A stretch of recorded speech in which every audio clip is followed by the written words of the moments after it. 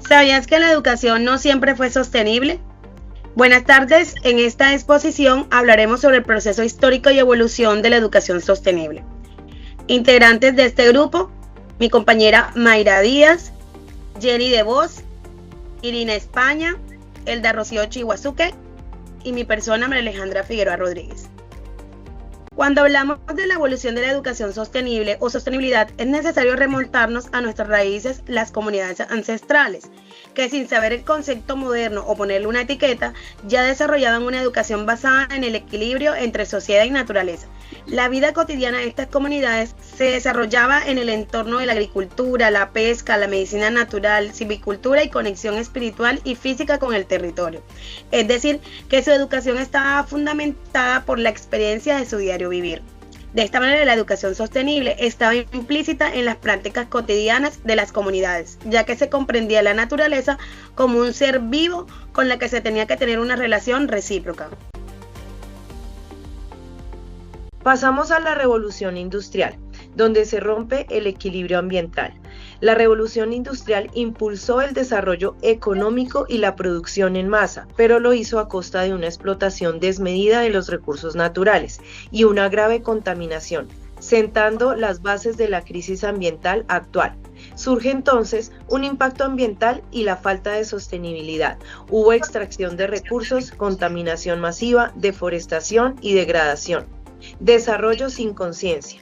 La producción industrial no fue nada sostenible, poniendo en riesgo el futuro y priorizar la producción sobre la conservación durante la época.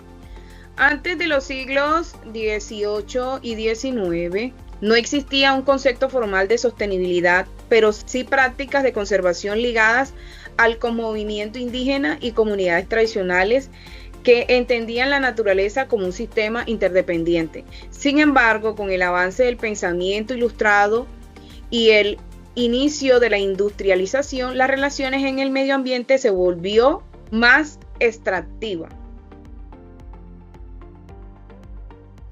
Durante el proceso de su evolución en las décadas de 1950 y 1960, nace entonces la conciencia ambiental moderna.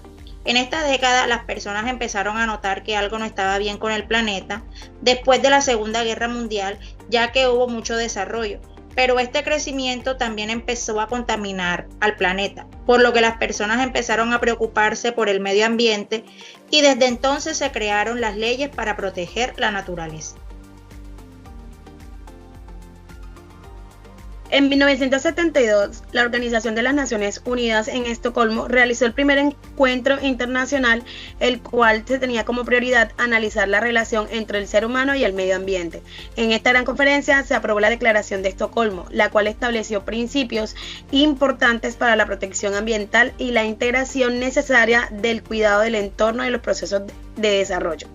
La importancia de este encuentro radica en que se impulsó una educación ambiental con el objetivo de generar conciencia y actitudes frente a la crisis ecológica.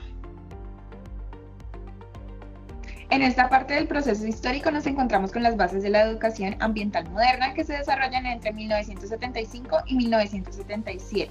En 1975 surge la Carta de Belgrado, desarrollada en la antigua Yugoslavia, la cual es muy importante ya que establece los objetivos de la educación ambiental a nivel mundial. Es decir, aquí se plantea que las personas deben desarrollar conciencia ambiental, además conocimientos y actitudes para cuidar el medio ambiente. Más adelante, en 1977, se lleva a cabo la conferencia de Tbilisi con el apoyo de la UNESCO y es ahí donde ya se consolidan los principios de la educación ambiental.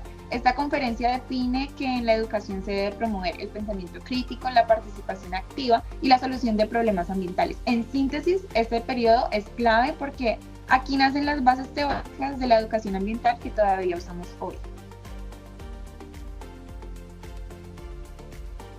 En 1987, el informe de Brundtland definió el desarrollo sostenible como satisfacer las necesidades actuales sin comprometer las futuras, proponiendo un equilibrio entre el crecimiento económico, equidad social y protección.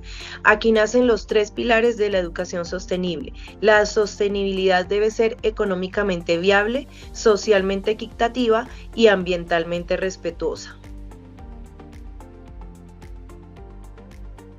La Cumbre del Río marcó un hito al posicionar el desarrollo sostenible como un objetivo global, integrando dimensiones económicas, sociales y ambientales. No obstante, su impacto ha limitado en la práctica, ya que muchos compromisos quedaron en declaraciones sin mecanismos efectivos de cumplimiento. Desde esta perspectiva crítica, la cumbre reflejó más un consenso político que una transformación real.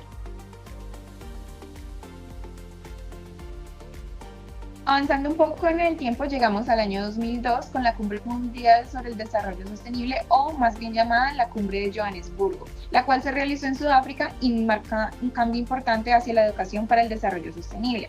Pues aquí ya no se habla solo de cuidar el medio ambiente, sino de integrar tres aspectos como lo ambiental, lo social y lo económico. Por ejemplo, acciones como el reciclaje, la separación de residuos, no solo ayudan al planeta, sino también a la sociedad. Además, se hace énfasis en que la educación no solo debe quedarse en la teoría, sino que también debe aplicarse en la vida cotidiana. Por eso vemos elementos importantes que son la teoría que se aprende en el aula y la acción que se lleva a la práctica. Dentro de las instituciones educativas, por ejemplo, los proyectos de reciclaje en los colegios, las huertas escolares o las campañas de siembra de árboles. En conclusión, en Johannesburgo se fortalece la idea de que la educación debe formar personas con sentido de pertenencia y además ser capaces de actuar y generar cambios reales en su entorno.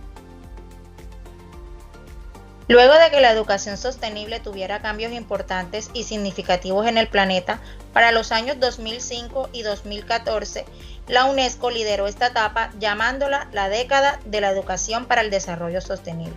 Y es que el mundo ya no solo hablaba del problema, sino de educar para solucionarlo.